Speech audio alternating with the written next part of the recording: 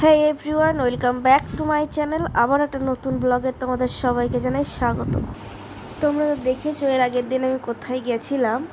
তো ছিল আজকে হচ্ছে ওর রিসেপশন, মানে এর আগের দিন ছিল পৈতে আর আজ হচ্ছে রিসেপশন। তো আবার আজকে চলে গিয়েছিলাম ওদের বাড়িতে। তো যাওয়ার পথে ওদের একটা মাঠের মাঝে একটা মন্দির পড়ে। এই যে দেখতে পাচ্ছ পুরো চারিদিকে মাঠ আর মিডিলে এই যে একটা ঢালাই রাস্তা। আর এই যে হচ্ছে মন্দিরটা, এই মন্দিরটার নাম হচ্ছে বসন্ত গৌরী মন্দির। এই ফাল্গুন মাসের যত সম্ভবত পুজো হয় গ্রামের, মানে প্রত্যেকটা মানুষ এইখানে প্রচুর ভিড় জমায়। আমি এসেছিলাম একবার। এই যে দেখো মন্দিরের ভেতরে কি কি আছে তোমাদেরকে দেখাই। এই যে দেখো যাচ্ছি, এই সাইডটাই হচ্ছে একটা ঠাকুর মা কালীর মন্দির, আর ওই সাইডটাতে রয়েছে বাবা মহাদেব।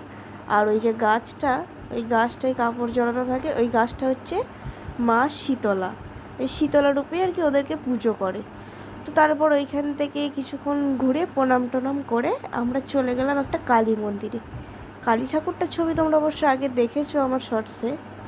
তো কালী মন্দিরটা এই যে বাইরেরটা, মন্দিরের বাইরে এই যে সিঁড়ি, আর এই যে মন্দিরের ঠাকুরটা, এই যে মা কালীর মন্দির। দেখেছো মা কালীর মুখটা কত সুন্দর লাগছে, দেখো কাছ থেকে। এই যে তারপরে এইখানে মন্দিরটা থেকে আমরা ঘুরে একদম ডাইরেক্ট চলে গিয়েছিলাম প্যান্ডেলে খেতে। ওখানে গিয়ে আমাদের দিল বেগনি, স্যালাড, ভাত, ছ্যাঁচড়া, ভেজ ডাল দিয়েছিল তার সাথে। খেতে ছ্যাঁচড়াটা তো খুব সুন্দর হয়েছিল।